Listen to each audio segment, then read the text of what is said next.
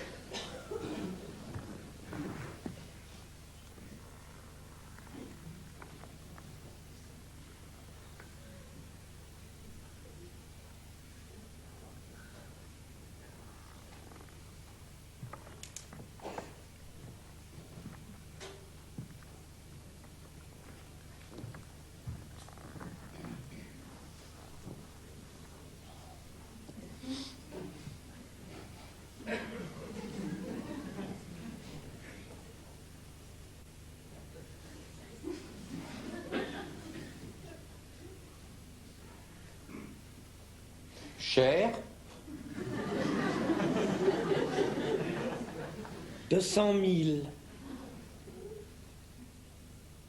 200 000. Andington me le reprend à 22. Qui est-ce? Andington. Connais pas. Andington. La galerie.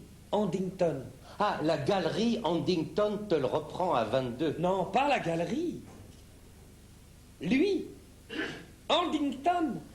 Lui-même. Pour lui. Et pourquoi c'est pas Andington qui l'a acheté? Parce que tous ces gens ont intérêt à vendre à des particuliers. Il faut que le marché circule. Ah oui. Alors,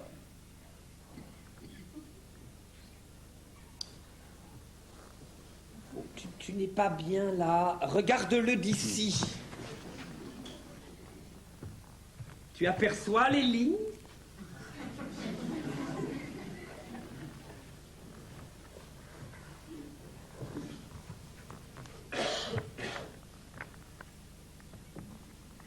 Comment s'appelle le...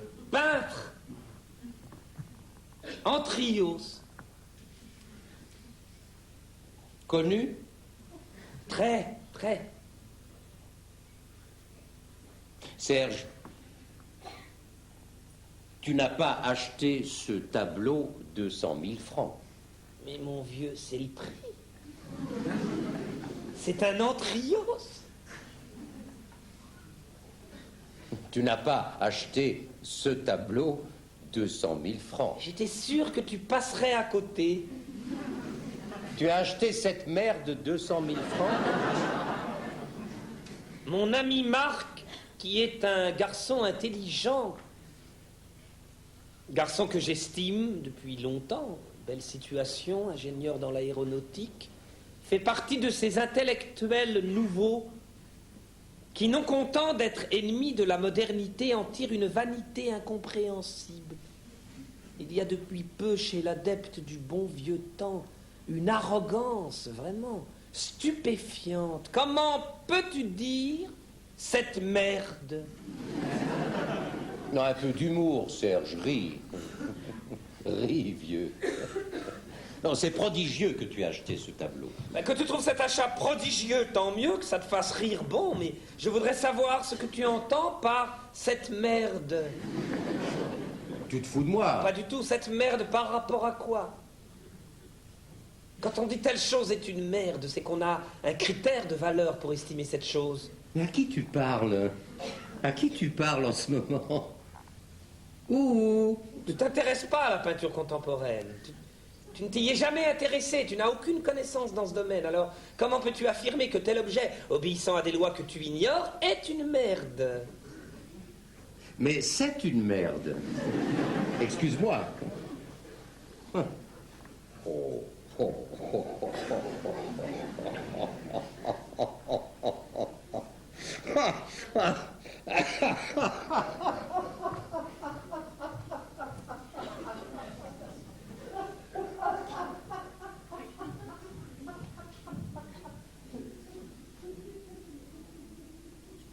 Il n'aime pas le tableau. Bon. Aucune tendresse dans son attitude, aucun effort, aucune tendresse dans sa façon de condamner, un rire prétentieux, perfide, un rire qui sait tout mieux que tout le monde. J'ai haï ce rire.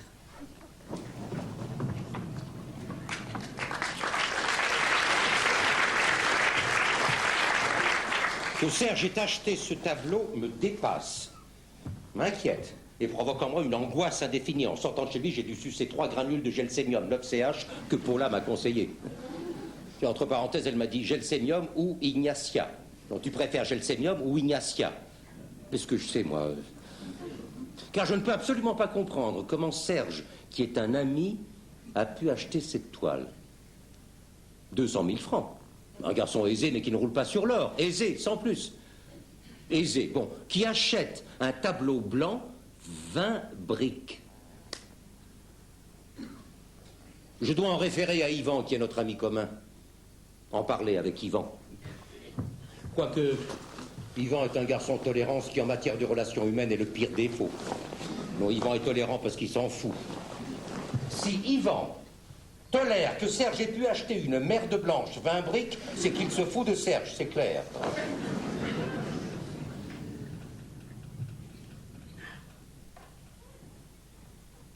Je m'appelle Yvan.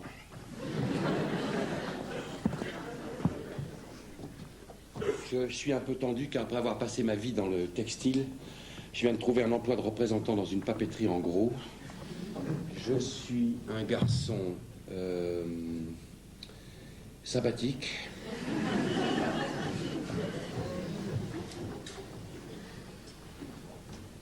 Ma vie professionnelle a toujours été un échec et je vais me marier dans 15 jours avec une gentille fille brillante et de bonne famille. Qu'est-ce que tu fais? Je cherche le capuchon de mon feutre. Bon, ça suffit. Non mais je l'avais il y a 5 minutes. Mais c'est pas grave. Oui, bah si. Écoute, arrête, on achètera un autre. Bon, écoute, ce sont des feutres exceptionnels, tu peux dessiner sur toutes les matières avec ça. Ça m'énerve, tu peux pas savoir ce que les objets m'énervent. Je serrais ce capuchon il y a 5 minutes. Vous allez vous installer ici? Tu trouves bien pour un jeune couple? Un jeune couple?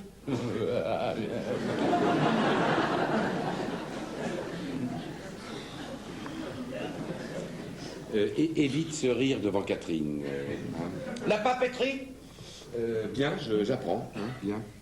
Tu as maigri? Oui, un peu, oui, ça m'emmerde de ne pas avoir retrouvé ce capuchon, il va sécher maintenant. Assieds-toi. Écoute, si tu continues à chercher ce capuchon, je m'en vais. Bon, ok, je m'arrête. Tu veux boire quelque chose? Un Perrier, si tu as. Bon.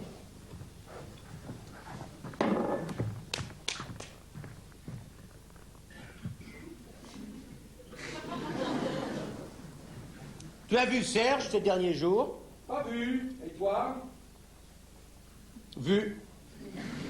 Hier. En forme? Très. Il vient de s'acheter un tableau. Ah bon? Beau. Blanc. Blanc? Blanc. Représente-toi une toile d'environ 1,60 m sur 1,20 m. Fond blanc, entièrement blanc. En diagonale, de fines rayures transversales blanches. Tu vois? Et peut-être une ligne horizontale, blanche, en complément vers le bas. Comment tu les vois Pardon? Les lignes blanches, puisque le fond est blanc, comment tu vois les lignes Parce que je les vois, parce que, mettons que les lignes soient légèrement grises, ou l'inverse, il y a des nuances dans le blanc. Le blanc est plus ou moins blanc. Mais ne t'énerve pas. Pourquoi tu t'énerves? Mais tu cherches tout de suite la petite bête. Tu ne me laisses pas finir. Bon. Alors? Bon. Donc, tu vois le tableau. Je vois, oui. Maintenant, tu vas deviner combien Serge l'a payé. Qui est le peintre? Antrios. Tu connais? Non, il est coté? J'étais sûr que tu allais poser cette question. Logique? Mais non, c'est pas logique. Si, c'est logique. Tu me demandes de deviner le prix, tu sais bien que le prix est fonction de la cote du pain. Je ne te demande pas d'évaluer ce tableau en fonction de tel ou tel critère. Je ne te demande pas une évaluation professionnelle. Je te demande ce que toi, Yvan, tu donnerais pour un tableau blanc agrémenté de quelques rayures transversales blanc cassé. 0 centime. Bien. Et Serge? Non, articule un chiffre au hasard. 10 000? 50 000? 100 000? Non, non, vas-y, vas-y. 15? 20? 20. 20 briques. Non. Si. 20 briques. 20 briques. Il est dingue. N'est-ce pas? Remarque. Remarque quoi? Si ça lui fait plaisir. Il gagne bien sa vie. C'est comme ça que tu vois les choses, toi. Pourquoi tu les vois comment, toi? Tu ne vois pas ce qu'il y a de grave là-dedans. Non. C'est curieux que tu ne vois pas l'essentiel dans cette histoire. Tu ne perçois que l'extérieur. Tu ne vois pas ce qui est grave. Qu'est-ce qui est grave? Tu ne vois pas ce que ça traduit. Tu veux encore des noix de cajou?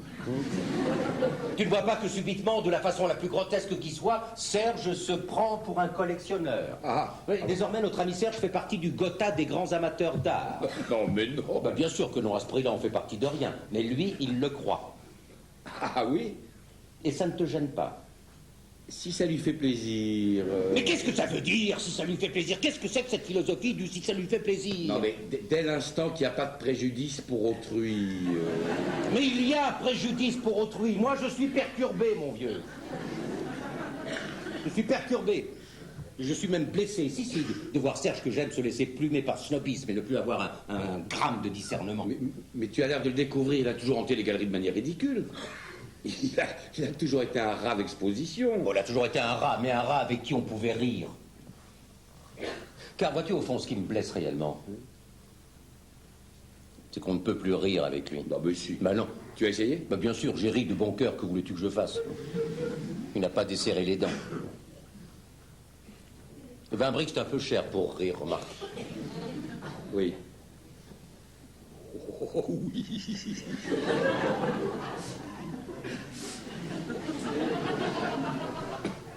Avec moi, il rira, hein. Ça m'étonnerait. Tu as encore des noix? Oui. Oui. Il rira. Tu verras.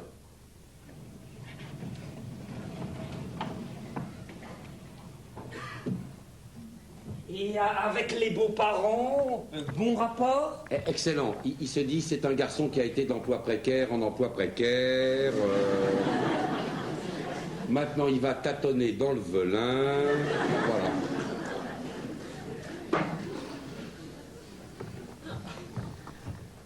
Merci. Oui, ah, dis donc, j'ai un truc sur la main, là. C'est quoi? C'est grave? Non. Non.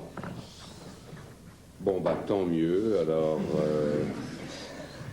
Quoi de neuf? Rien, beaucoup de travail, fatigué. Ça me fait plaisir de te voir, tu m'appelles jamais. Bah, j'ose pas te déranger. Tu plaisantes, tu laisses ton nom à ma secrétaire et je te rappelle tout de suite. Oui, bah, non, bah, tu as raison, tu as raison.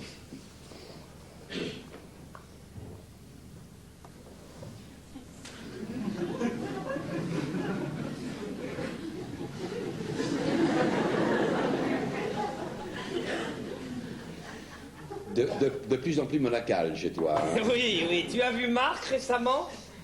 Pas récemment, non. Tu l'as vu, toi? Oui, oui, il y a 2-3 jours.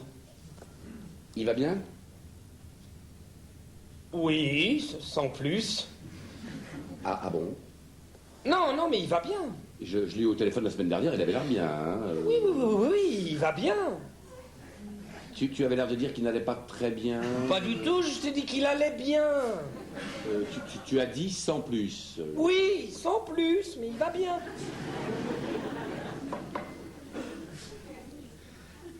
Alors, tu es sorti un peu, tu as vu des choses.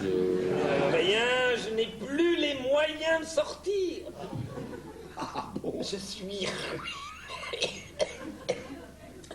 Ruiné. Ah bon?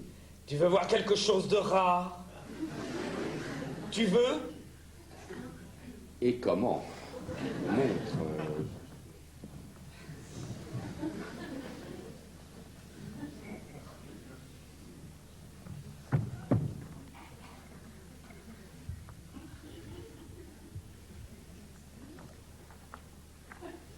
Ah oui.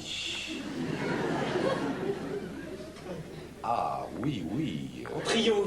Oui, oui, oui. Antrios des années 70, hein, attention, il a une période similaire en ce moment, mais celui-là, c'est un de 70. Ah oui, oui, oui, oui, oui, bien sûr. Cher?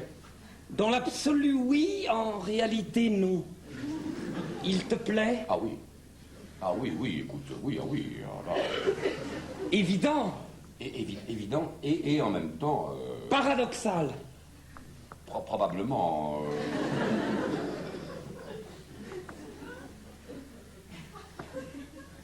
Combien? 200 000. Eh oui. Eh oui.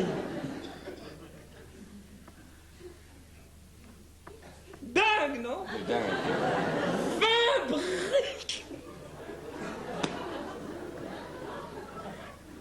Tu sais que Marc a vu ce tableau? Ah bon? Atterré. Ah bon? Il m'a dit que c'était une merde. Terme complètement inapproprié. Mais complètement. On peut pas dire que c'est une merde. Non. On peut dire je ne vois pas, je ne saisis pas, mais on peut pas dire c'est une merde. Non, mais tu as vu chez lui. Rien à voir, chez toi aussi. Enfin, je veux dire, tu t'en fous. Oui, non, mais lui, c'est un garçon classique, c'est un homme classique, comment veux-tu? Il s'est mis à rire d'une manière sardonique, sans l'ombre d'un charme, sans l'ombre d'un humour. Enfin, tu vas pas découvrir aujourd'hui que Marc est impulsif. Il n'a pas d'humour. Avec toi, je ris, avec lui, je suis glacé. Il est un peu sombre en ce moment, c'est vrai. Je ne lui reproche pas de ne pas être sensible à cette peinture. Il n'a pas l'éducation pour, il y a tout un apprentissage qu'il n'a pas fait parce qu'il n'a jamais voulu le faire, ou parce qu'il n'a pas de penchant particulier, peu importe. Ce que je lui reproche, c'est son ton, sa suffisance, son absence de tact. Je lui reproche son indélicatesse, et je lui reproche pas de ne pas s'intéresser à l'art contemporain. Je m'en fous. Je l'aime au-delà. Mais lui aussi. Non. J'ai senti chez lui l'autre jour une sorte de condescendance, de raillerie aigre. Non, mais non. Mais si, ne dois pas toujours essayer d'aplanir les choses. Cesse de vouloir être le grand réconciliateur du genre humain. Admets que Marx nécrose. Parce que Marx nécrose.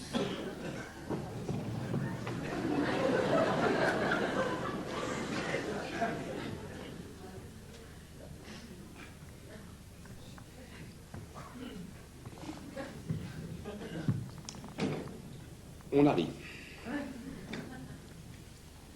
Tu arrives. Non, on arrive. On arrive tous les deux. On arrive, je te le jure, sur la tête de Catherine, on arrive ensemble tous les deux. Tu lui as dit que c'était une merde et vous avez ri. Non, je lui ai pas dit que c'était une merde. Hein. On arrive spontanément. Tu es arrivé, tu as vu le tableau, tu as ri, et lui a ri aussi. Si tu veux, oui. Enfin, après 2 ou 3 mots, c'est comme ça que ça s'est passé, oui. Et il a ri de bon cœur. Mais de très bon cœur. Eh bien, tu vois, je me suis trompé, tant mieux. Hein. Non, tu me rassures, vraiment. Et je vais même te dire mieux. C'est Serge qui arrive premier. Ah, c'est Serge qui a ri le premier. Ah oui? Alors, il a ri, et toi, tu as ri après. Oui. Mais lui, pourquoi il a ri? Eh ben, il a ri parce qu'il a senti que j'allais rire. Il a ri pour me mettre à l'aise, si tu veux. Oui, mais ça ne vaut rien s'il a ri en premier. S'il a ri en premier, c'est pour désamorcer ton rire. Ça ne signifie pas qu'il riait de bon cœur. Mais il riait de bon cœur. Il riait de bon cœur, mais pas pour la bonne raison. C'est quoi déjà la bonne raison? J'ai un trouble.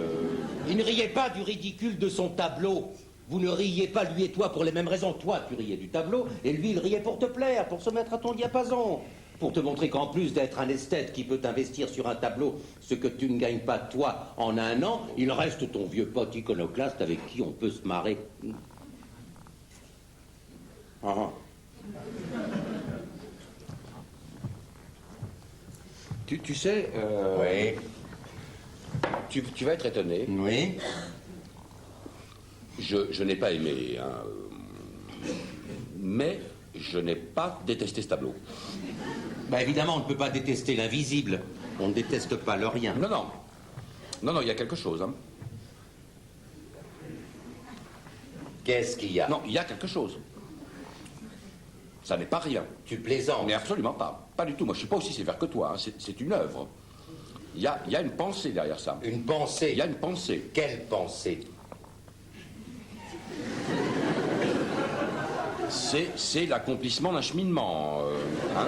Ça n'est pas un tableau peint par hasard, c'est une œuvre qui s'inscrit à l'intérieur d'un parcours. Bon, d'accord, ok, rigole. Allez, hop. Tu répètes toutes les conneries de Serge. Chez lui, c'est navrant, mais chez toi, c'est un comique. Tu sais, Marc, tu devrais te méfier de ta suffisance, tu deviens aigri et antipathique. Eh ben, tant mieux, tu vois, plus je vais, plus je souhaite déplaire. C'est ça, bravo. Une pensée. Voilà, on peut pas parler avec toi, alors. Hein? Une pensée derrière ça. Non, ce que tu vois est une merde, mais rassure-toi, il y a une pensée derrière. Tu crois qu'il y a une pensée derrière ce paysage? Non, hein, trop évocateur, trop dit, tout est sur la toile. Il ne peut pas y avoir de pensée. Tu t'amuses, là, c'est bien. Mais Hein? Yvan, exprime-toi en ton nom. Et dis-moi les choses comme tu les ressens, toi. Je ressens une vibration. Tu ressens une vibration? Oui, je ressens une vibration, oui. Tu nies que je puisse apprécier en mon nom ce tableau? Bah évidemment. Mais pourquoi? Mais parce que je te connais, parce que, outre tes égarements d'indulgence, tu es un garçon sain. Mais ça, on peut pas en dire autant de concernant, hein? Yvan, regarde-moi dans les yeux. Mais je te regarde. Tu es ému par le tableau de Serge? Non. Réponds-moi.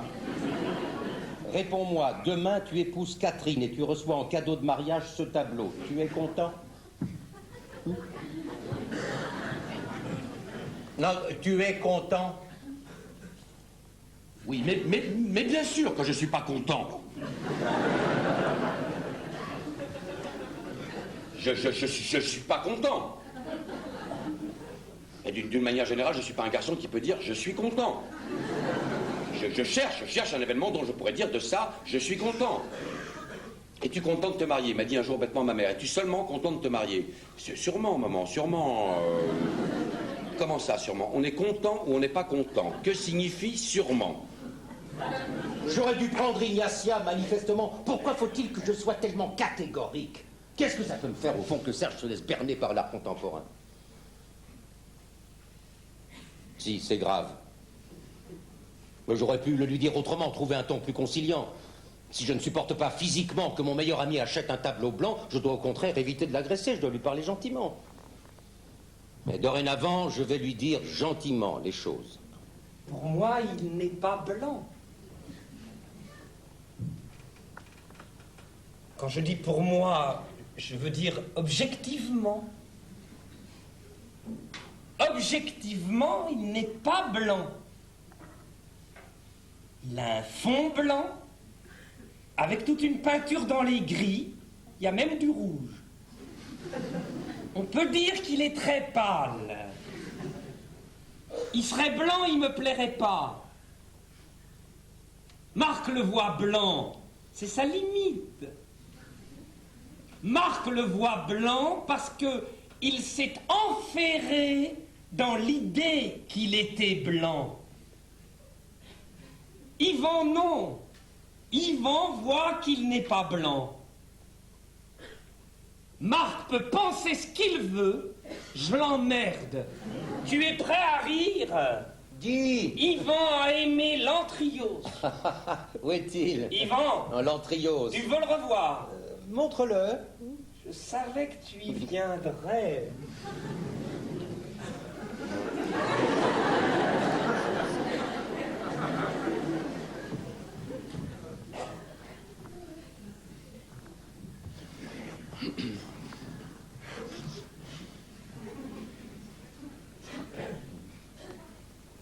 Yvan a capté tout de suite. Bon, bah, on va pas s'appesantir sur cette œuvre, hein, la vie est brève. Au fait, as-tu lu ça? Lis-le, chef-d'œuvre, modernissime. Tu lis ça, t'as plus besoin de lire autre chose. Entre le cabinet et l'hôpital, Françoise qui a décrété que je devais voir les enfants tous les week-ends, nouveauté de Françoise, les enfants ont besoin de voir leur père.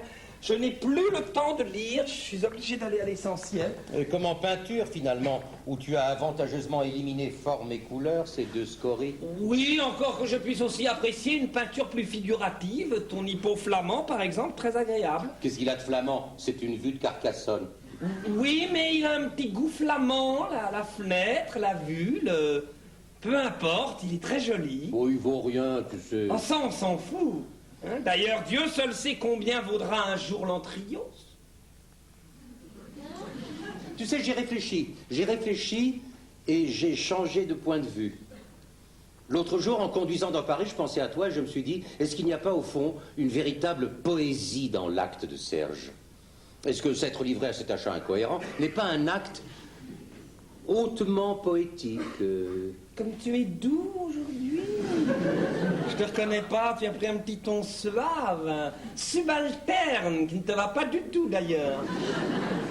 Non, non, je t'assure, je fais amende honorable. Amende honorable, pourquoi? Je suis trop épidermique, trop nerveux, je vois les choses au premier degré. Je manque de sagesse, si tu veux. Lis Sénèque. Et tiens, tu vois, là, par exemple, tu me dis « lis Sénèque », et ça pourrait m'exaspérer. Je serais capable d'être exaspéré par le fait que toi, dans la conversation, tu me dises « lis Sénèque ». Mais c'est absurde. Non, c'est pas absurde. Ah bon? Non, parce que tu crois déceler... Non, je n'ai pas dit que j'étais exaspéré. Tu as dit que tu pourrais. Oui, que je pourrais. Oui, que tu pourrais être exaspéré. Et je le comprends parce que dans le lis Sénèque, eh bien, tu crois déceler une suffisance de ma part. Tu dis que tu manques de sagesse. Et moi, je te réponds, lis Sénèque.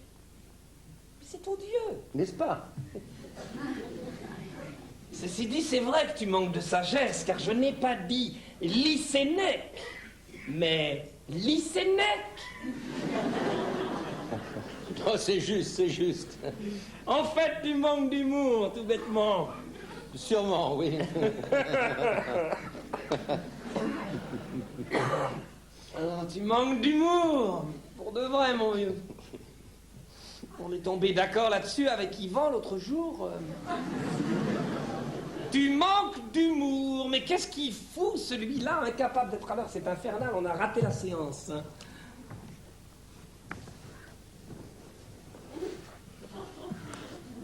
Yvan trouve que je manque d'humour. Yvan dit comme moi que ces derniers temps, tu manques un peu d'humour. Et la dernière fois que vous vous êtes vus, Yvan t'a dit qu'il aimait beaucoup ton tableau et que je manquais d'humour. Ah oui, ça, le tableau, beaucoup, vraiment, puis sincèrement en plus. Hein. Qu'est-ce que tu manges? Ignatia. Tu crois à l'homéopathie maintenant? Je crois à rien.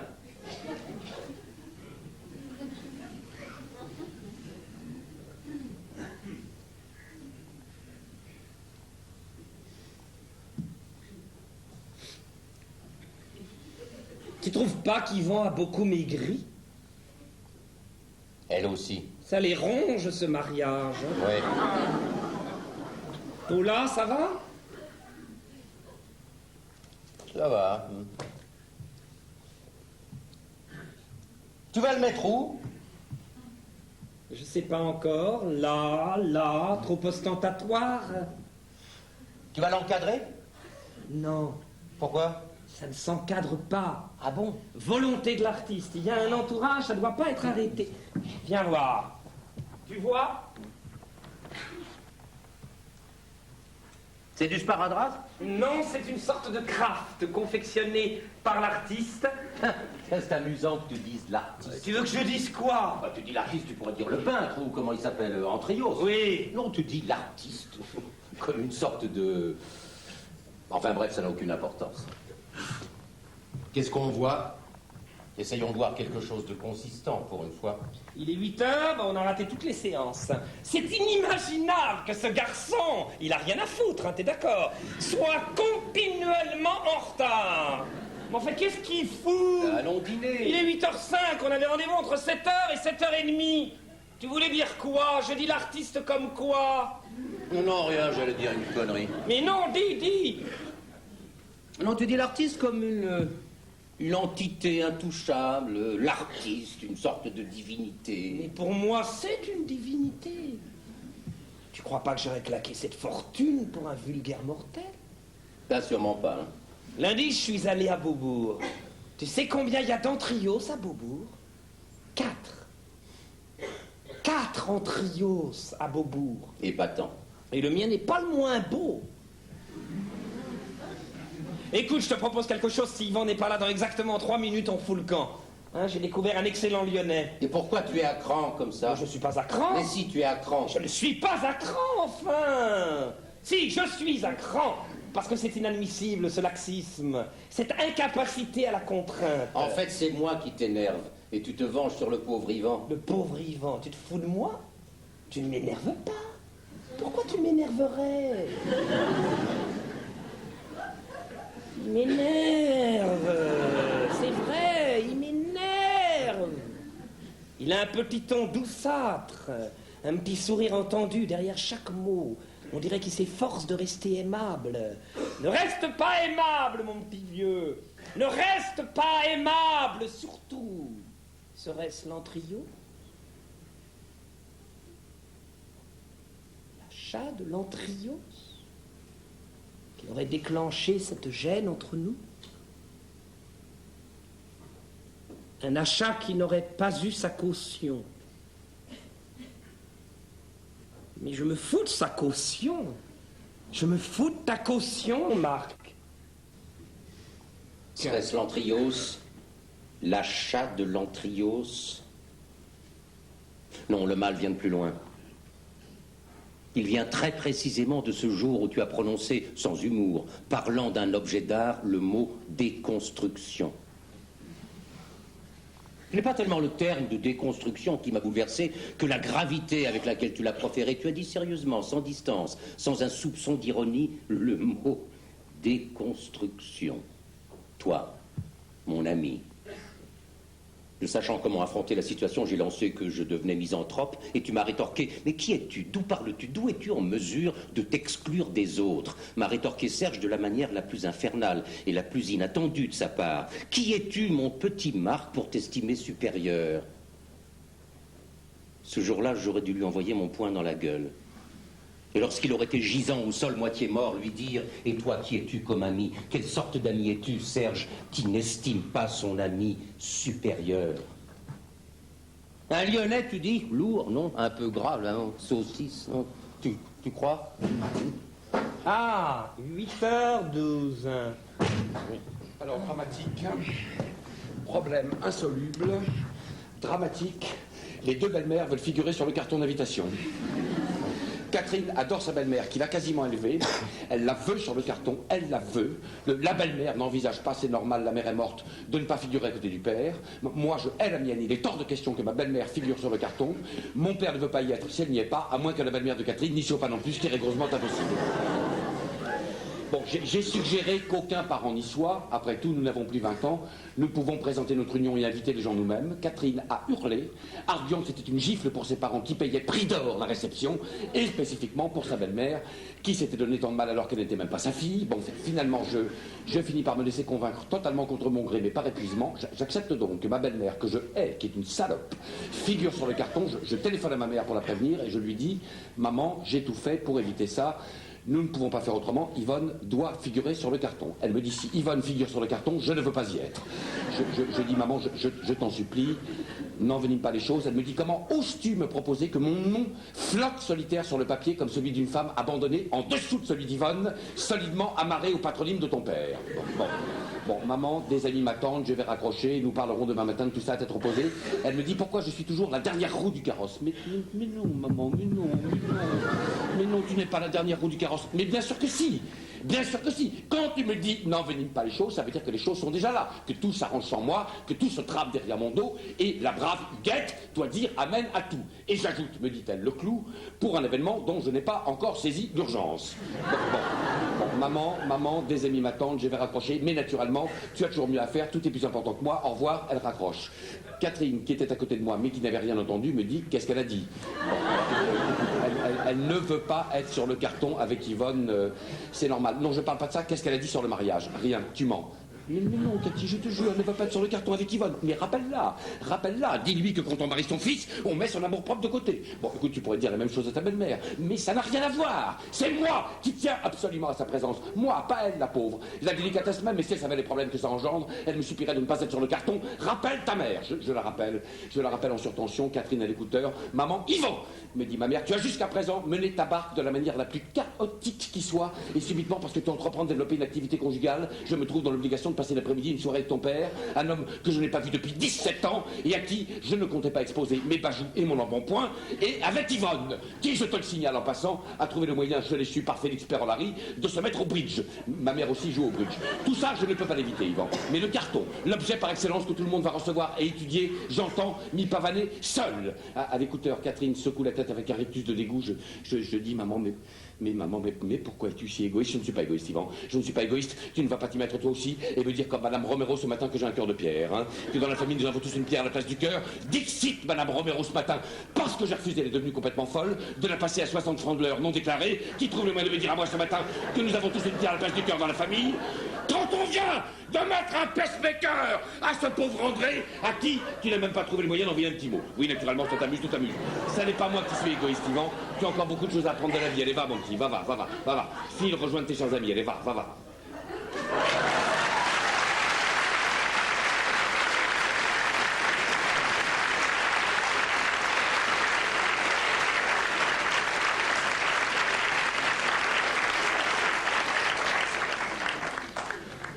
Et alors?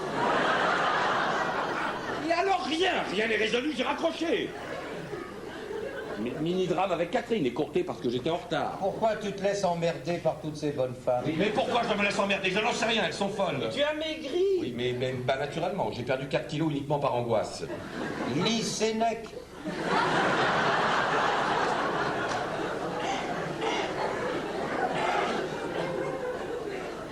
La vie heureuse, et ben voilà ce qu'il me faut, tiens.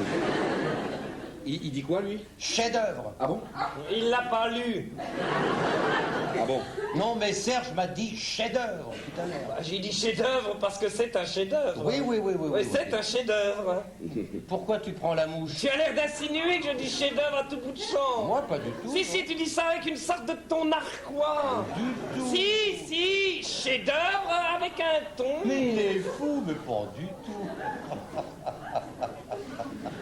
Par contre, tu as dit, tu as ajouté le mot modernissime. Oui, et alors? Quand tu as dit modernissime, comme si moderne était le nec plus ultra du compliment, comme si parlant d'une chose, on ne pouvait pas dire plus haut, plus définitivement haut que moderne. Et alors? Alors rien.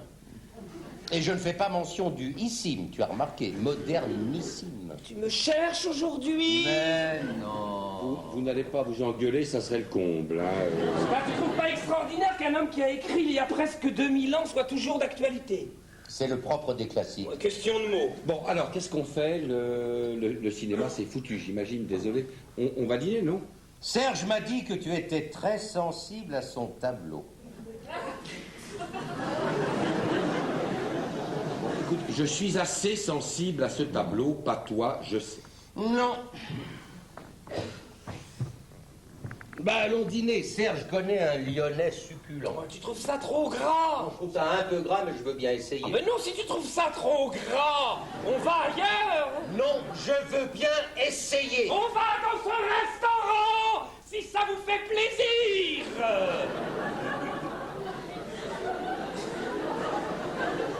Sinon, on n'y va pas.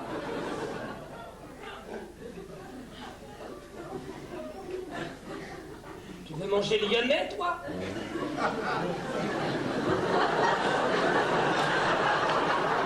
Moi, je fais ce que vous voulez, moi. Lui, il fait ce qu'on veut, il fait toujours ce qu'on veut, lui. Qu'est-ce que vous avez là? Vous êtes bizarre, hein? Il a raison, tu pourrais un jour avoir une opinion à toi. Bon, alors écoutez les amis, si vous avez décidé de me prendre comme tête de turc, moi je me tire, hein, j'ai assez enduré aujourd'hui. Un peu d'humour, Yvan.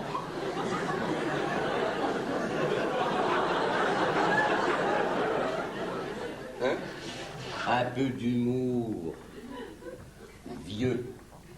Un peu d'humour, ben je vois pas ce que ça a de drôle, un peu d'humour, tu es marrant, toi. Je trouve que tu manques un peu d'humour ces derniers temps. Méfie-toi, regarde-moi. Mais qu'est-ce que tu as? Tu trouves pas que je manque aussi un peu d'humour ces derniers temps? Oh oui, oh là. Bon, allez, ça suffit. Prenons une décision. Pour dire la vérité, j'ai même pas faim.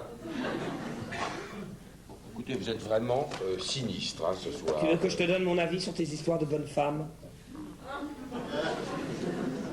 Donne. Ben, la plus hystérique de toutes à mes yeux est Catherine, hein, et de loin. C'est évident. Alors si tu te laisses emmerder par elle dès maintenant, tu te prépares un avenir effroyable. Mais qu'est-ce que je peux faire? Annule. Annuler le mariage. Ah oui, bah il a raison. Mais je peux pas, vous êtes salé. Pourquoi? Mais je peux pas, voyons. Tout est organisé. Je suis dans la papeterie depuis un mois. Quel rapport? La papeterie appartient à son oncle qui n'avait absolument pas besoin d'engager qui que ce soit. Et encore moins un type qui n'a travaillé que dans le tissu. Enfin, tu feras ce que tu veux. Moi, je t'aurais donné mon avis. Bon, écoute, excuse-moi, Serge, sans vouloir te blesser, tu n'es pas précisément l'homme dont j'écouterai les conseils matrimoniaux. On peut pas dire que ta vie soit une grande réussite dans ce domaine, hein. Justement. Écoute, je ne peux pas résilier ce mariage. Hein. Je sais que Catherine est hystérique, mais elle a des qualités.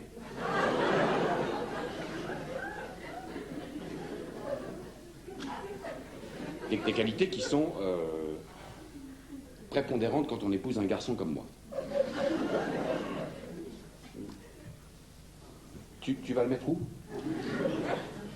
Je ne sais pas. Pourquoi tu le mets pas là? Parce que là, il est écrasé par la lumière du jour. Ah oui. Oui. Oh, oui. Ah oui, oui, tu sais, aujourd'hui j'ai pensé à toi. Au magasin, on a reproduit 500 affiches d'un type qui peint des fleurs blanches, complètement blanches, sur un fond blanc.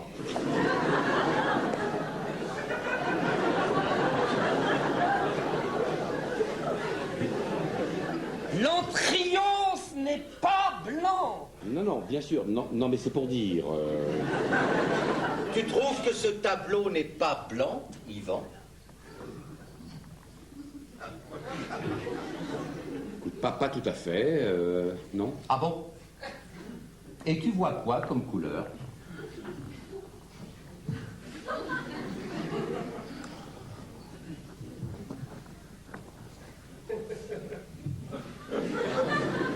Je vois les couleurs.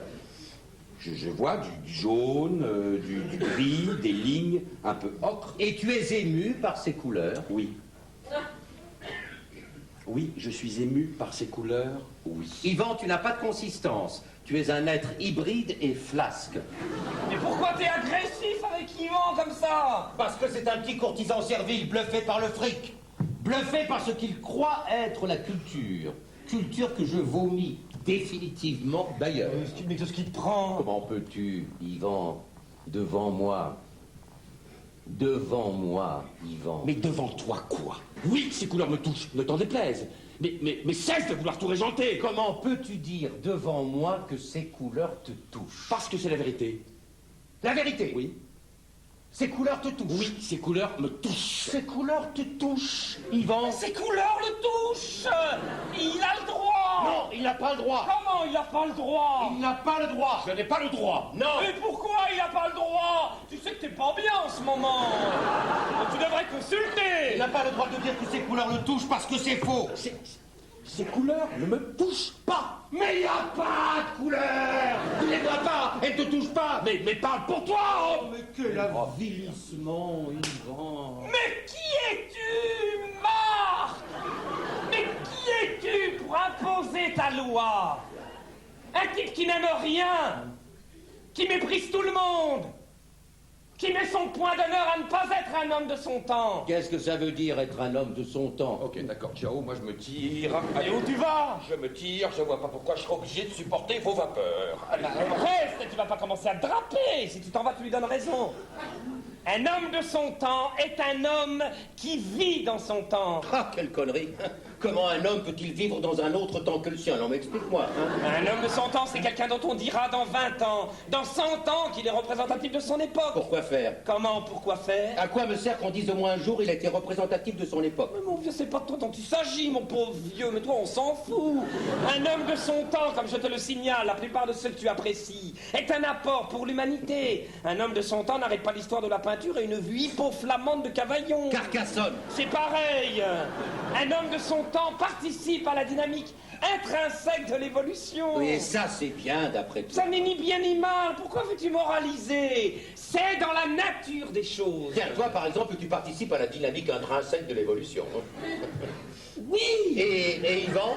mais non, un être hybride ne participe à rien. Yvan, à sa manière, est un homme de son temps. À quoi tu vois ça chez lui? Pas la croûte qu'il a au-dessus de sa cheminée. Écoute, ça n'est pas du tout une croûte. Hein. Si, c'est une croûte. Non, mais non, écoute. Peu importe, enfin, Yvan est représentatif d'un certain mode de vie, de pensée tout à fait contemporain, comme toi d'ailleurs. Tu es typiquement, je suis navré, un homme de ton temps. Et en réalité, plus tu souhaites le paraître et plus tu l'es. Alors tout va bien, où est le problème? Le problème est uniquement pour toi qui mets ton point d'honneur à vouloir t'exclure du cercle des humains et qui ne peut y parvenir. Tu es comme dans les sables mouvants, plus tu cherches à t'extraire, plus tu t'enfonces. Présente tes excuses à Yvan. Yvan est un lâche.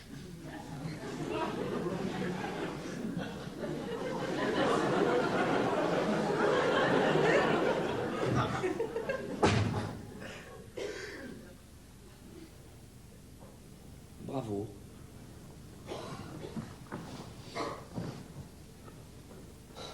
On ferait mieux de ne pas se voir du tout ce soir.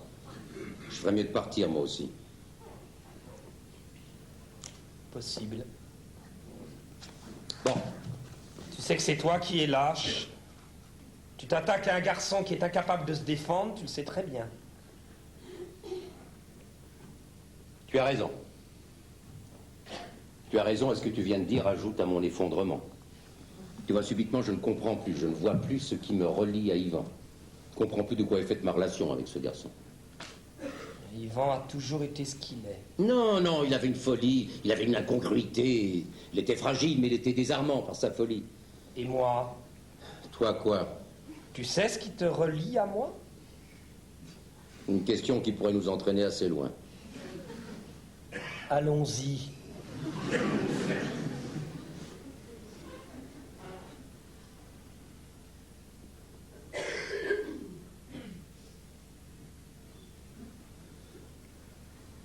Ça m'ennuie d'avoir fait de la peine à Yvan. Ah, enfin une parole légèrement humaine dans ta bouche. D'autant que la croûte qu'il a au-dessus de sa cheminée, je crains que ça ne soit son père qui l'ait peinte. Ah bon? Oui, Oh merde. oui. Oui, mais toi aussi tu lui as dit que Oui, c'était... mais je m'en suis souvenu en le disant.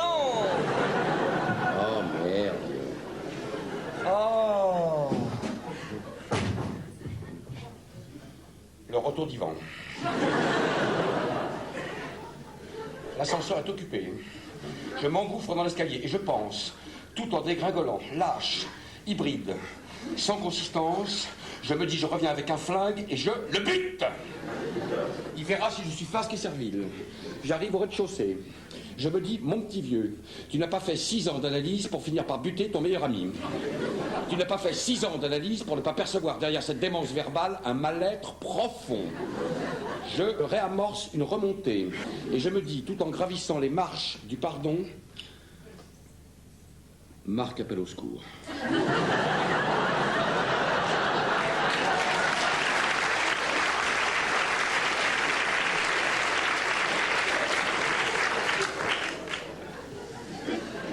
Je dois le secourir, tu sais, j'en pâtir moi-même.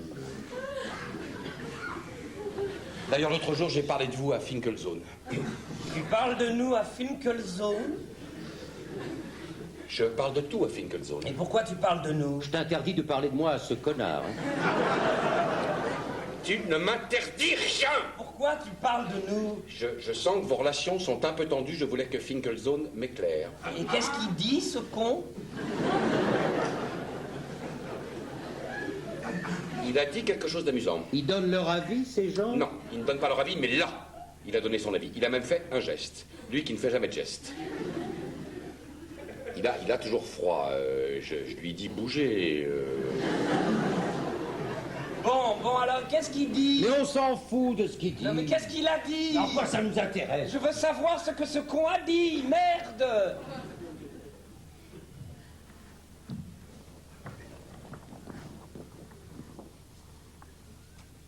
Vous voulez savoir? Tu as pris des notes? J'ai noté parce que c'est compliqué!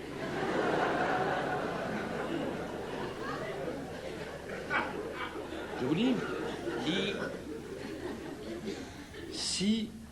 si je suis moi parce que je suis moi, et si tu es toi parce que tu es toi, alors je suis moi et tu es toi.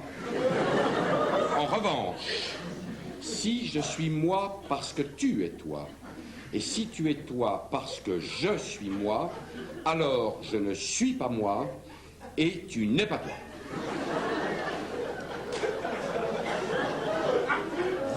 Vous comprendrez que j'ai dû l'écrire.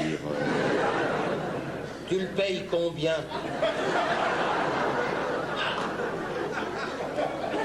400 francs la séance 2 fois par semaine. Joli! Et en liquide, car j'ai appris un truc. Tu peux pas payer par chèque. Freud a dit, il faut que tu sentes les billets qui foutent le camp.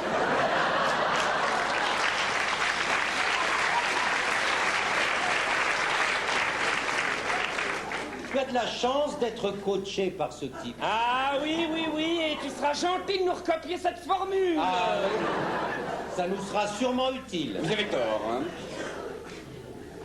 Vous avez tort, c'est très profond. En tout cas, si c'est grâce à lui que tu es revenu tendre ton autre joue, tu peux le remercier. Il a fait de toi une lope, mais tu es content, c'est l'essentiel.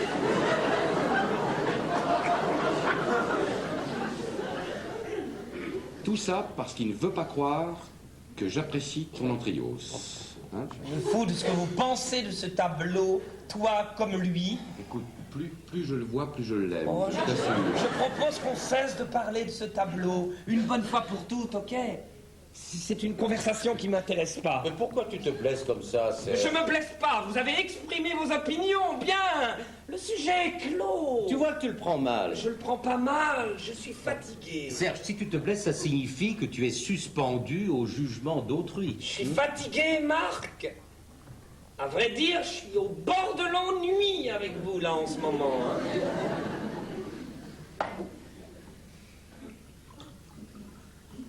Allons dîner. Hein? Allez-y tous les deux. Pourquoi vous n'y allez pas tous les deux? Mais non, écoute, pour une fois qu'on est tous les trois. Ça ne réussit pas, apparemment. Écoutez, je comprends pas ce qui se passe. Enfin, calmons-nous. Nous n'avons aucune raison de nous engueuler, et encore moins pour un tableau. Tu as conscience que tu jettes de l'huile sur le feu avec tes calmons-nous et tes manières de curer. C'est nouveau, ça. Vous n'arriverez pas à m'entamer, hein? Je suis rentré dans la suite logique des choses, mariage, enfant, mort, papeterie. Qu'est-ce qui peut m'arriver? Tu m'impressionnes, je vais aller chez ce Finkelzone. Mais tu peux pas, il est complet, tu peux pas. Qu'est-ce que tu manges? Gelsemium.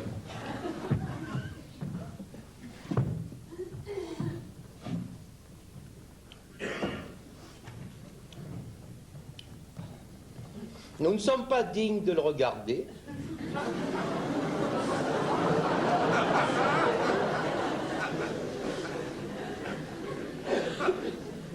Exact. Ou bien tu as peur qu'en ma présence, tu finisses par l'observer avec mes yeux. Non, tu sais ce que dit Paul Valéry? Je vais apporter de l'eau à ton moulin. Je me fous de ce que dit Paul Valéry. Tu n'aimes pas non plus Paul Valéry. Ne me cite pas Paul Valéry. Mais tu aimais Paul Valéry. Je me fous de ce que dit Paul Et Valéry. c'est toi qui me l'as fait découvrir. C'est toi-même qui m'as fait découvrir Paul Valéry. Ne me cite pas Paul Valéry. Je me fous de ce que dit Paul Valéry. Mais de quoi tu ne te fous pas? Que tu aies acheté ce tableau. Que tu aies dépensé 20 briques pour cette merde. Tu vas pas recommencer, Marc. Eh bien, moi, je vais te dire ce dont je ne me fous pas, puisqu'on en est aux confidences. Je ne me fous pas de la manière dont tu as suggéré par ton rire et tes insinuations que moi-même je trouvais cette œuvre grotesque. Tu as nié que je pouvais, avec sincérité, y être attaché. Tu as voulu créer une complicité odieuse entre nous, et pour reprendre ta formule, Marc, c'est ça qui me relie moi à toi ces derniers temps, ce permanent soupçon que tu manifestes. C'est vrai que je ne peux pas imaginer que tu aimes sincèrement ce tableau. Mais pourquoi? Parce que j'aime Serge et que je suis incapable d'aimer Serge achetant ce tableau. Pourquoi tu dis achetant? Pourquoi tu ne dis pas aimant? Je ne peux pas dire aimant. Je ne peux pas croire aimant. Alors, achetant, pourquoi si je n'aime pas? C'est toute la question. Regarde comme il me répond avec suffisance, hein. Je joue au con, puis lui, il me répond avec la tranquille bouffissure du sous-entendu. Et tu n'as pas imaginé une seconde, au cas même improbable où je puisse aimer vraiment, que ça me blesse d'entendre ton avis catégorique, tranchant, complice dans le dégoût. Non.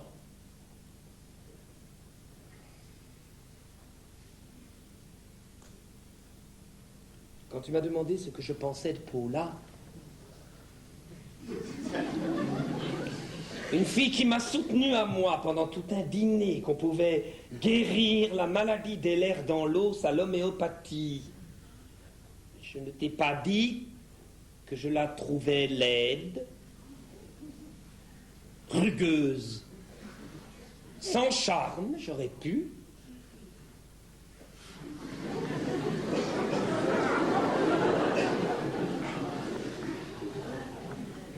C'est ce que tu penses de Paula? À ton avis? Non. Non, il ne pense pas ça. On ne peut pas penser ça de Paula. Hein. Réponds-moi. Tu vois l'effet que ça fait. Est-ce que tu penses ce que tu viens de dire sur Paula? Au-delà même. Mais non.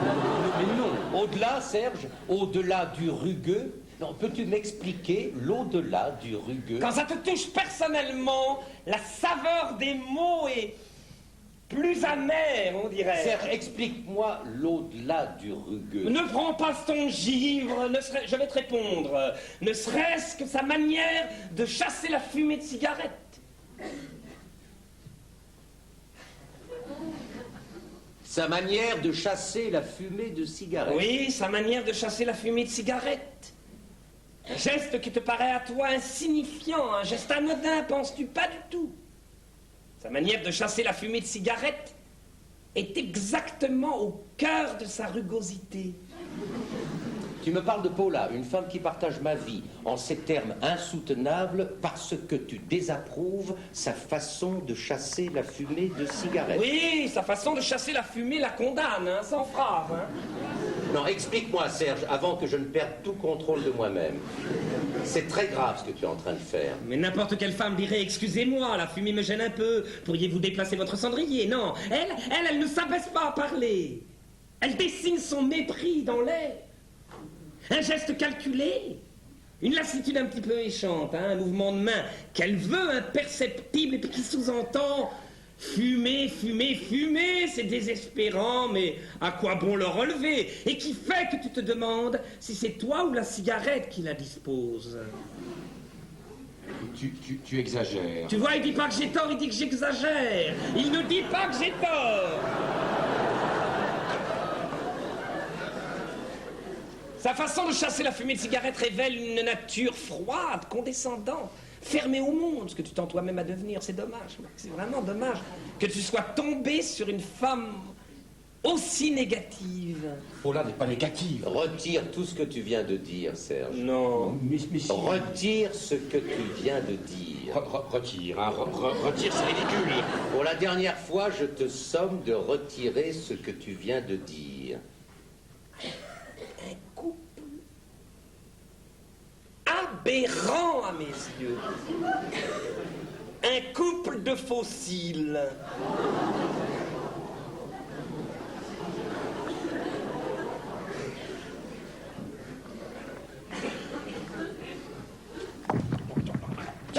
S'il te plaît, Yvan! Toi! Yvan, s'il te plaît! Tiens. S'il te plaît! Toi!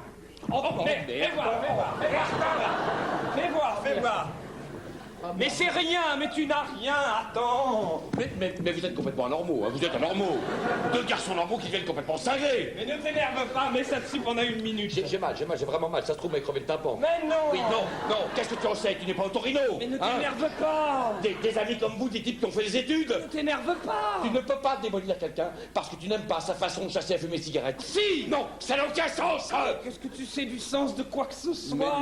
Mais c'est ça, mais vas-y, mais agresse-moi encore, vas-y, ça se trouve, j'ai une hémorragie interne, allez, vas-y. Hein, j'ai vu une souris passer. C'est un rat! Un rat? Oui, il passe de temps en temps. Tu as un rat? Ne retire pas la compresse, laisse la compresse. Mais qu'est-ce que vous avez? Qu'est-ce qui s'est passé entre vous? Il s'est passé quelque chose pour que vous soyez devenus dément à ce point? J'ai acheté une œuvre qui ne convient pas à Marc. C'est ça, mais tu continues, vous êtes dans une spirale tous les deux, vous ne pouvez plus vous arrêter. On dirait moi avec Yvonne, la relation la plus pathologique qui soit. Qui est-ce? Ma belle-mère! Ça faisait longtemps que tu nous en avais pas parlé. J'ai mal, j'ai vraiment mal, je suis sûr que m'avez crevé le tympan. Pourquoi tu m'as pas dit tout de suite ce que tu pensais de Paula? Vous voulez pas te peiner? Non. Quoi? Non. Non, quand je t'ai demandé ce que tu pensais de Paula, tu m'as répondu, vous vous êtes trouvés.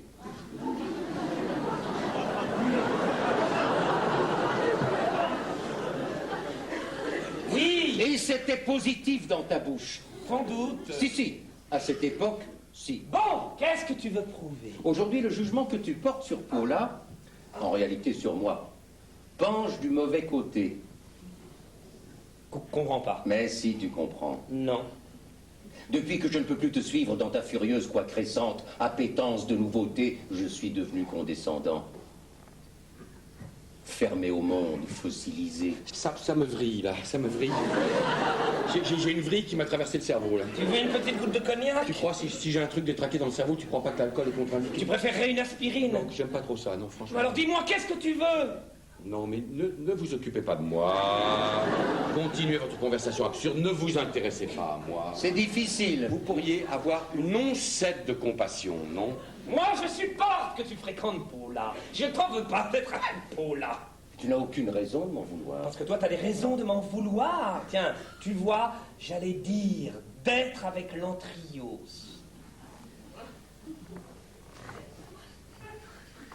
Oui. Quelque chose m'échappe. Je ne t'ai pas remplacé par Paula.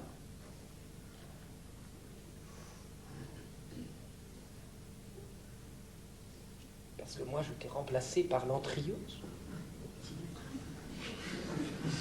Oui.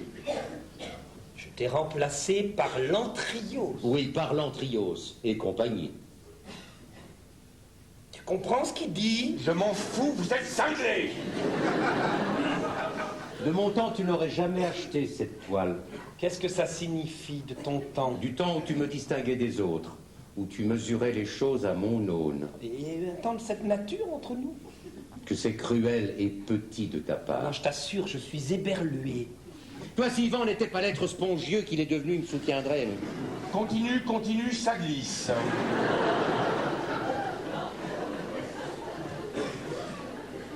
Il fut un temps où tu étais fier de m'avoir pour ami. Tu te félicitais de mon étrangeté, de ma propension à rester hors du coup. Tu aimais exposer ma sauvagerie en société, toi qui vivais si normalement, j'étais ton alibi. Mais à la longue, il faut croire que cette sorte d'affection se tarit. Sur le tard, tu prends ton autonomie. J'apprécie le sur le tard. Et je hais cette autonomie, la violence de cette autonomie. Tu m'abandonnes. Je suis trahi.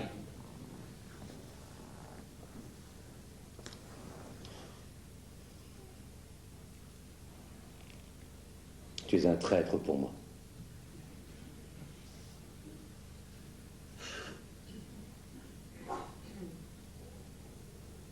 Il était mon mentor, si je comprends bien.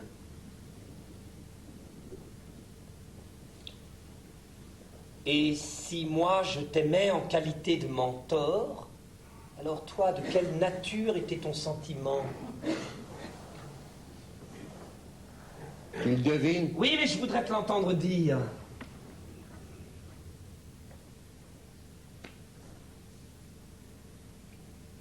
J'aimais ton regard, j'étais flatté. J'étais toujours sugré de me considérer comme à part, et j'ai même cru que cet à part était de l'ordre du supérieur, jusqu'à ce qu'un jour tu me dises le contraire. C'est consternant. C'est la vérité. Oh, quel échec! Oui, quel échec. Quel échec! Pour moi surtout, toi tu t'es découvert une autre famille. Ta nature idolâtre a trouvé d'autres objets. L'artiste, la déconstruction. C'est quoi la déconstruction? Quoi, tu ne connais pas la déconstruction? Demande à Serge, il domine très bien cette notion.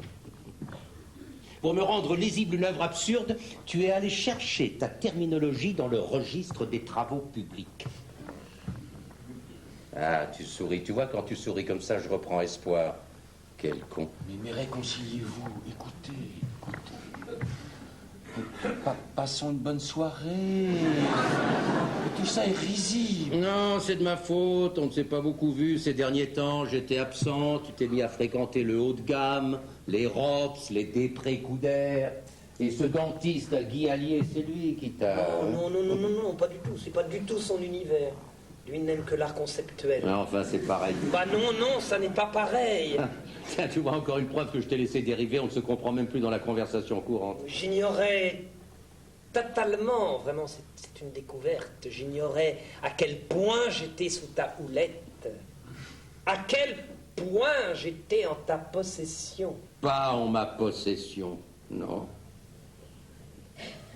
On ne devrait jamais laisser ses amis sans surveillance. Faut toujours surveiller ses amis, sinon ils vous échappent. Tiens, regarde ce malheureux Ivan, qui nous enchantait par son comportement débridé et que nous avons laissé devenir peureux, papetier, bientôt mari.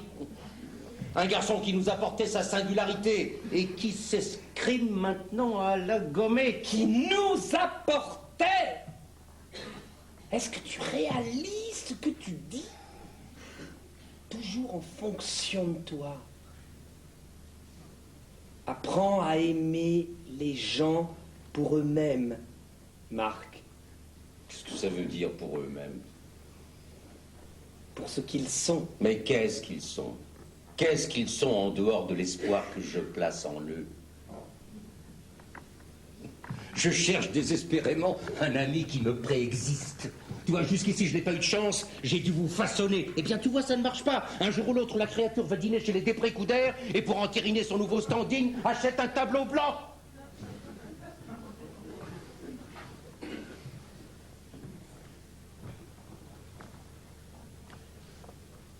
Donc, voici au terme d'une relation de 15 ans.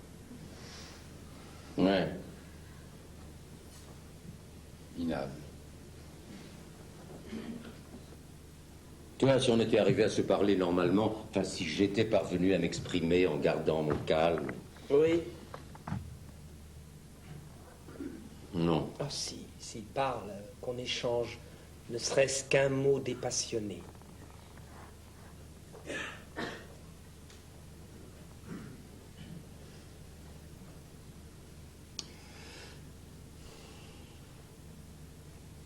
Je ne crois pas aux valeurs qui régissent l'art d'aujourd'hui, la loi du nouveau, la loi de la surprise. La surprise est une chose morte.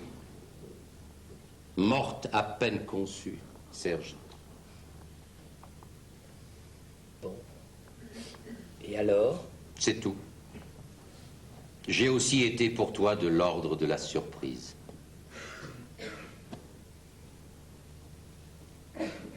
Qu'est-ce que tu racontes? Une surprise qui a duré un certain temps, je dois dire. Finkelzone est un génie. Je vous signale qu'il avait tout compris. J'aimerais que tu cesses d'arbitrer, Yvan, et que tu cesses de te considérer à l'extérieur de cette conversation. Tu veux m'y faire participer? Pas question à quoi ça me regarde. Moi, j'ai déjà le tympan crevé, réglez vos comptes tout seul. Tu vois, Yvan, ce que je ne supporte pas chez toi en ce moment, outre ce que je t'ai déjà dit et que je pense, c'est ton désir de nous niveler. Égaux, tu nous voudrais pour mettre ta lâcheté en sourdine. Égaux dans la discussion, égaux dans l'amitié d'autrefois. Mais nous ne sommes pas égaux, Yvan. Tu dois choisir ton camp. Mais il est tout choisi. Parfait. J'ai pas besoin d'un supporter. Tu ne vas pas rejeter le pauvre garçon. Mais pourquoi on se voit si on se hait?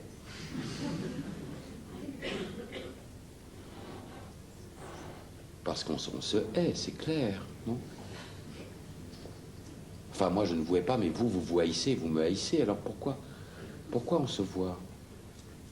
Moi, je m'apprêtais à passer une soirée de détente après une semaine de soucis absurdes, retrouver mes deux meilleurs amis, aller au cinéma, rire, dédramatiser. Tu as remarqué que tu ne parles que de toi. Mais vous parlez de qui, vous? Vous parlez de qui? Tout le monde parle de soi. Oh, Tu nous fous la soirée en l'air.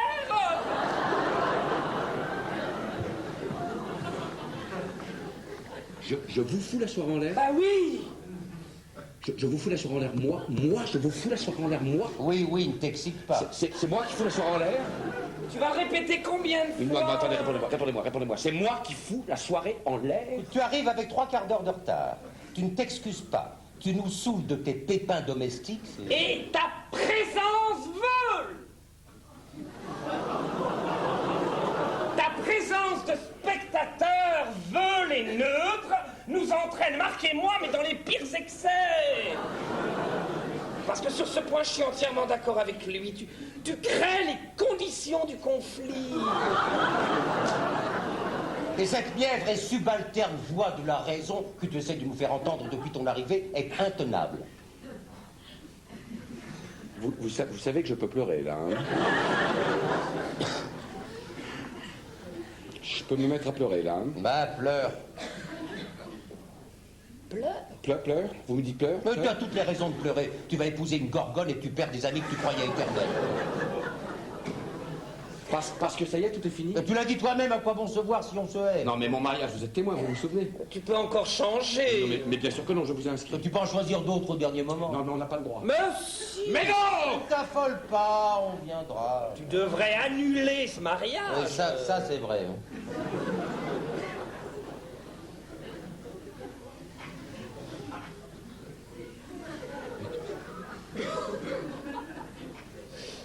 Qu'est-ce que je vous ai fait, merde? Mais c'est ignoble ce que vous faites, c'est ignoble. Enfin, vous auriez pu vous engueuler après le 12. Non, vous vous arrangez pour gâcher mon mariage. Un mariage qui est déjà une calamité, enfin, qui m'a fait perdre 4 kilos. Vous le ruinez définitivement. Les deux seules personnes qui me procuraient un embryon de satisfaction s'arrangent pour s'entretuer. Tu crois que j'aime les pochettes perforées? Les rouleaux adhésifs? Tu crois qu'un homme normal a envie un jour de vendre des chemises plastiques d'eau à soufflet?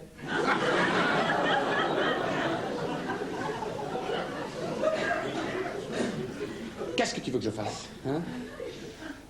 Qu'est-ce que tu veux que je fasse? J'ai fait le con jusqu'à 40 ans. Alors naturellement, je t'amusais, hein? J'amusais beaucoup mes amis avec mes conneries, mais qui est seul le soir comme un rat? Qui rentre dans sa tanière tout seul le soir comme un rat?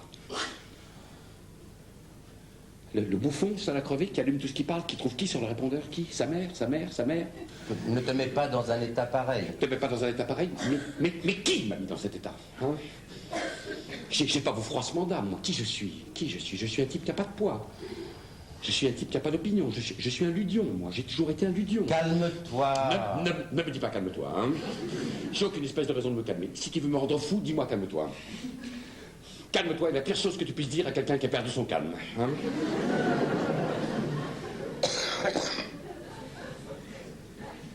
Je suis pas comme vous. Je suis pas comme vous. Je veux pas avoir d'autorité, je veux pas être une référence, je veux pas exister par moi-même. Je veux être votre ami Yvan le Farfadet.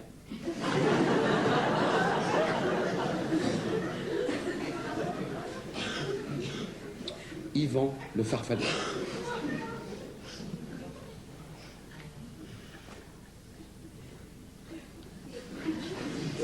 Si on pouvait ne pas tomber dans le pathétique.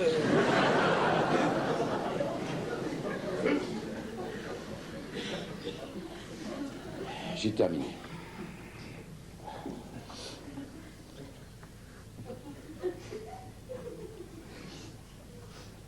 T'aurais pas quelque chose à grignoter, n'importe quoi, juste pour pas tomber évanoui? J'ai des olives.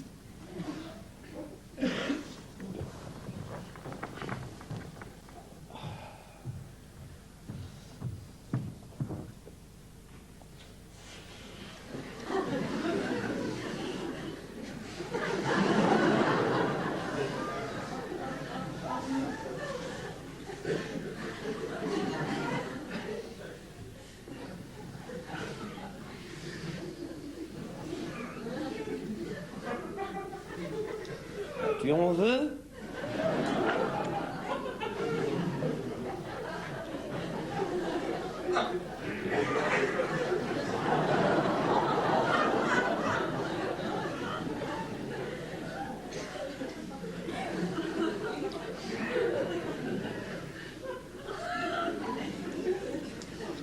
T'as pas une assiette pour mettre les...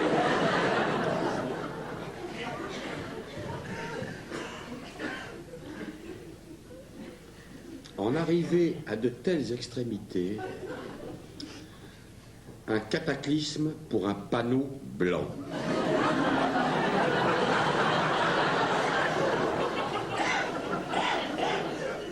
Il n'est pas blanc.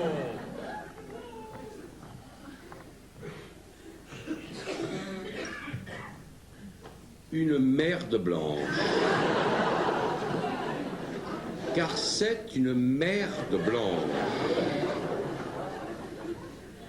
Mais reconnais-le, mon vieux.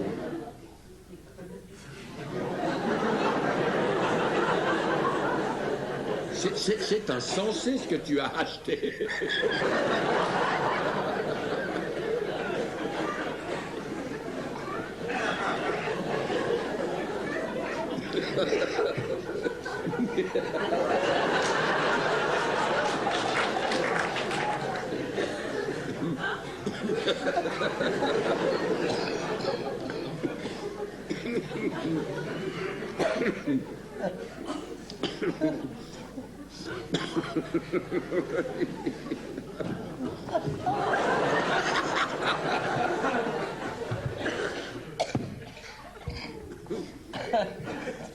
Rassure-toi, tes fameux feutres.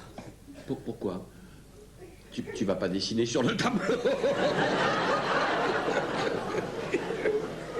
Là, où tu n'as pas. Attends, oui. Un bleu.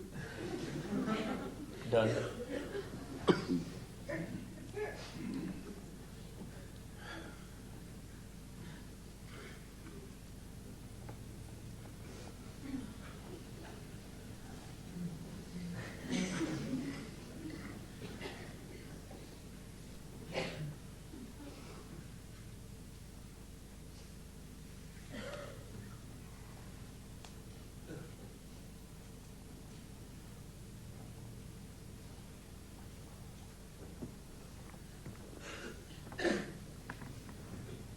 Vas-y.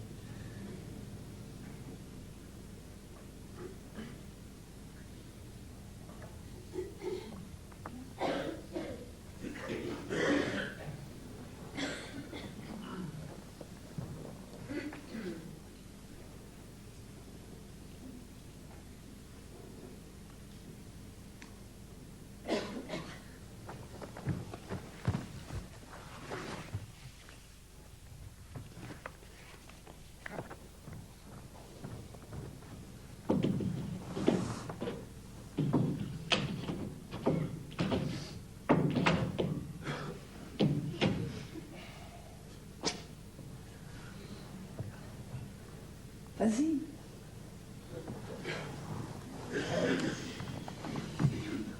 Tu vas pas le faire, hein.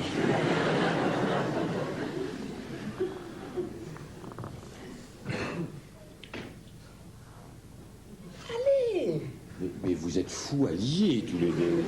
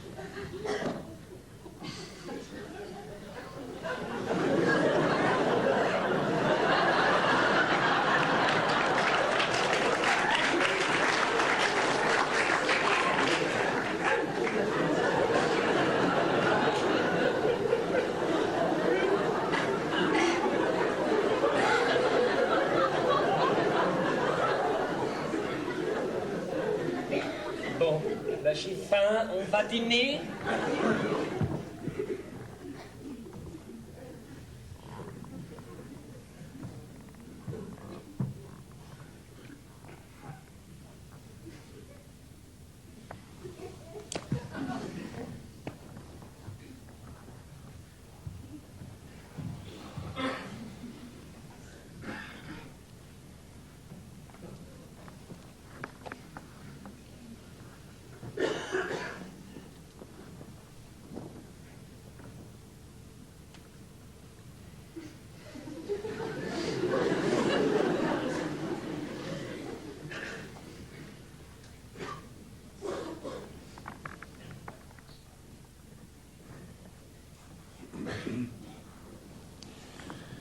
Le lendemain du mariage, Catherine a déposé au cimetière Montparnasse, sur la tombe de sa mère morte, son bouquet de mariée et un petit sachet de dragées. Alors je me suis éclipsé pour pleurer derrière une chapelle, et le soir, en repensant à cet acte bouleversant, j'ai encore sangloté dans mon lit en silence. Je dois absolument parler à Finkelzone de ma propension à pleurer. Je pleure tout le temps, ce qui est anormal pour un garçon de mon âge.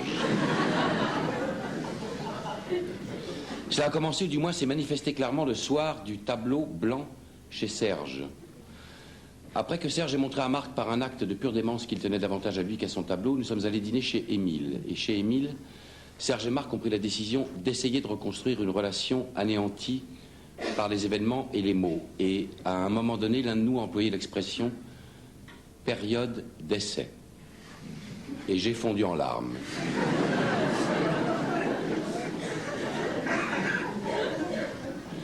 L'expression « période d'essai » appliquée à notre amitié a provoqué en moi un séisme incontrôlé et absurde. En fait, je supporte plus aucun discours rationnel. Tout ce qui a fait le monde, tout ce qui a été beau et grand dans le monde n'est jamais né d'un discours rationnel.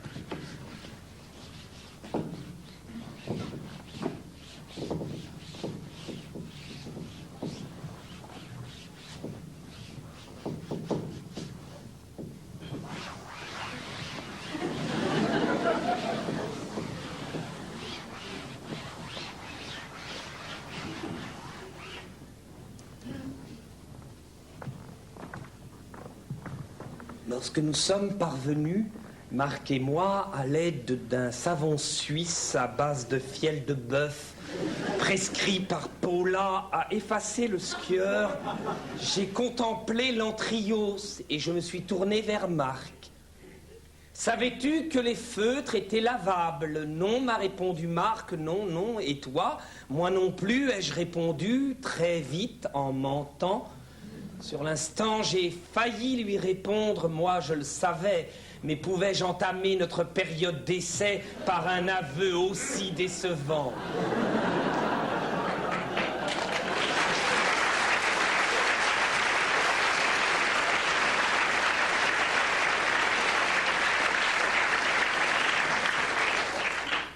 d'un autre côté, débuté par une tricherie.